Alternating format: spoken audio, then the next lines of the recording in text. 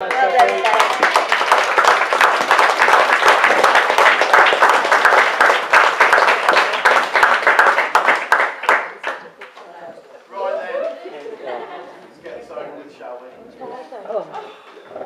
all, Steph, thank you so much for coming.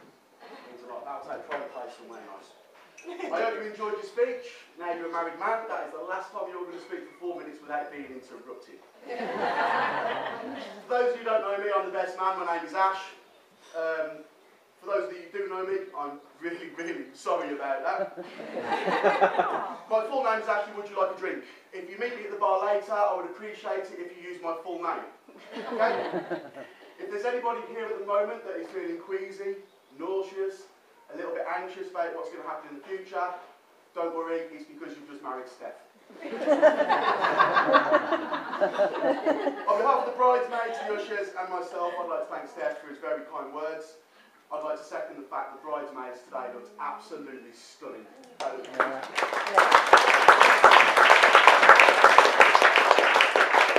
Steph, you just look stunned. The bride Emma today looks absolutely gorgeous. The bride at a wedding should outshine everybody else, and today she has done just that. She's kind, she's loving, she's funny, she's a fantastic mother, and she deserves a good husband. It's time to be married and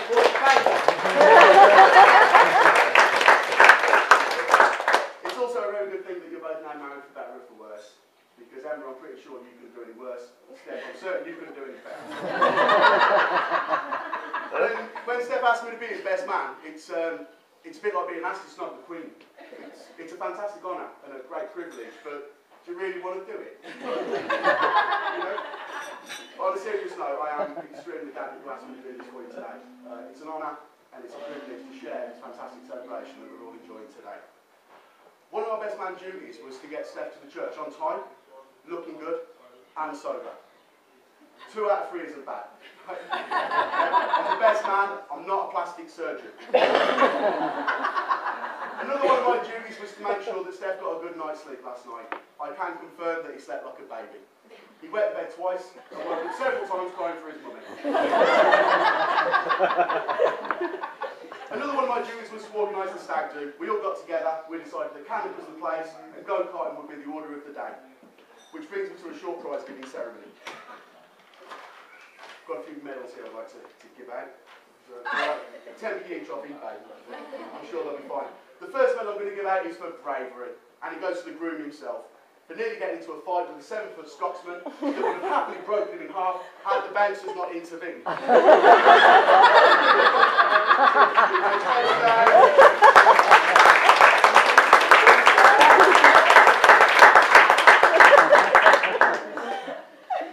The second medal is for extraordinary staying power, i.e. this one goes out to the man who slept the least and drank the most. And it goes out to our Russia Rollins. Come on. Come on. I'd also like to thank Roland today for carrying out the extremely difficult task of giving out pamphlets and telling people where to sit.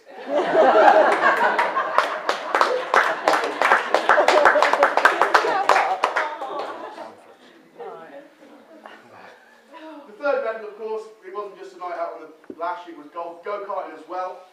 This particular driver, he had a bit of a dodgy time. We had 3 sessions, we had practice, we had qualifying, and we had the Grand Prix.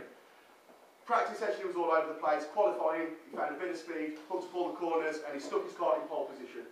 In the final, it was cut and dry. He led for most of the race.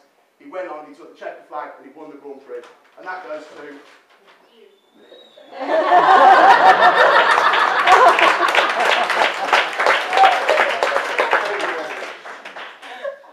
argue, of course, he's going to say that he had a slower car. I had the slowest car. It was slower. Yeah, you also spent half the time stuck in the barriers, but there's nothing new there.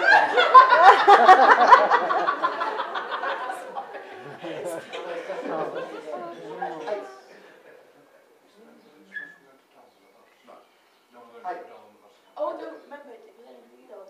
No. He did come just to see. Oh, it's fine. Sorry about that. Thank you anyway. 8 weeks ago, I was lucky enough to marry my Miss Wright. I didn't know at the first time that her first name was Always. So, as a married man, I have to offer you a little bit of advice. If at first you don't succeed, do it the way your wife told you to in the first place. Yeah? Number 2, always remember those 3 little words. You're right there. And 3rd, to echo the words of Steve here, if it wasn't for marriage, us men would go through life thinking that we had no faults at all. Okay? Steve, by the way, gave me this, very kind of give me this cigar. If I can get through this without throwing it up, I'm going to smoke it when I'm finished. When people get married, they celebrate it in a lot of different ways. As I say, I recently got married and I celebrated by buying my beautiful wife some jewellery. Other people will go out and they'll buy a house together. Other people think, sod it, we'll buy a new car. Steph decided to celebrate by getting a tattoo. And he had a tattoo of a £50 note on his manhood. If you can call it that. I asked him why he decided to have a £50 note on his manhood. Is there any particular reason for this? He said, yes, there are 3 reasons. He said, first of all, I like to play with my money. He said, secondly, he said, I like to watch my money grow.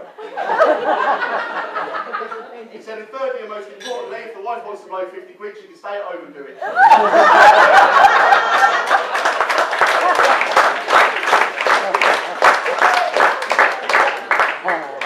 As you can all probably tell by my accent, I didn't grow up around here. I moved here about 10 years ago.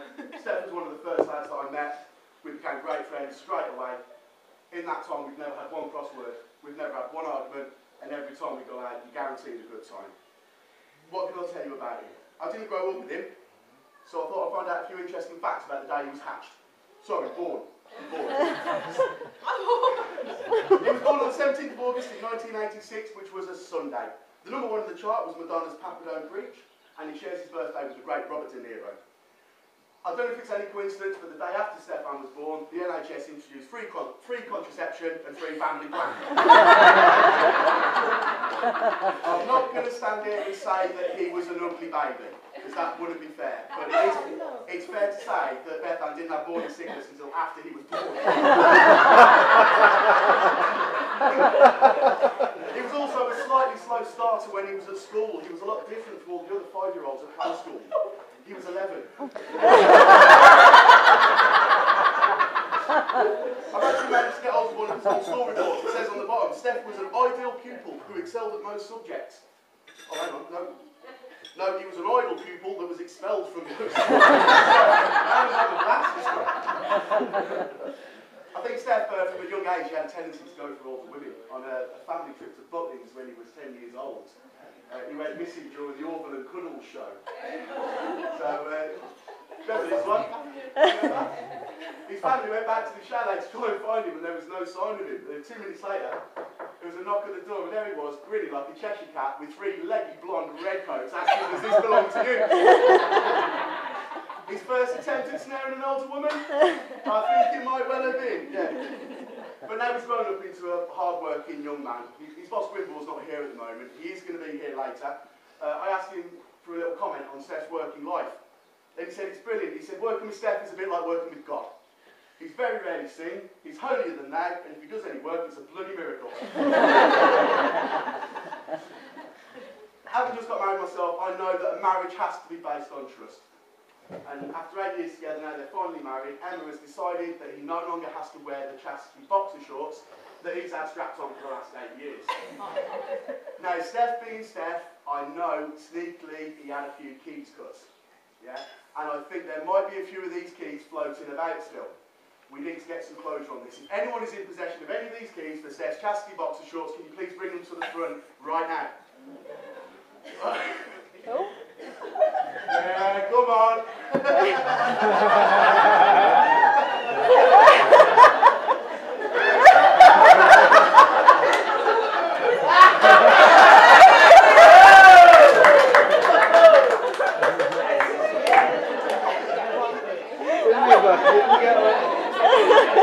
I didn't get one.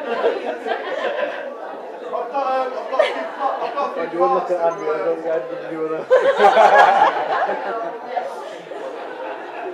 got a few cards here that were delivered to my house this morning. I better read them out. This one's, Dear Steph, I hope you've made the right choice. I'm going to miss our romantic evenings by the pool. Love, Michael Barrymore. I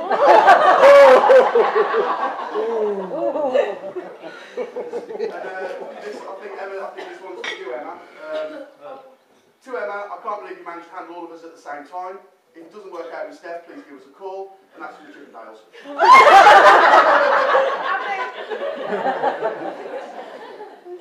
I really do hope that you enjoy your honeymoon up in North Wales. I think they're going to do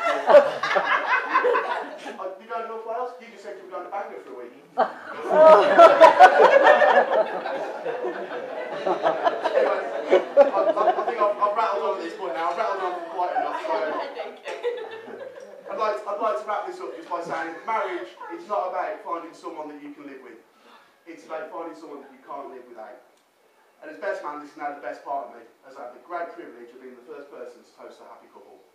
Here's to love, to laughter, and a happily ever after, as Steph and Emma start their new life. Please stand and toast to the new wife. Emma and Steph. Emma and Steph. Thank you. Well done, Ash.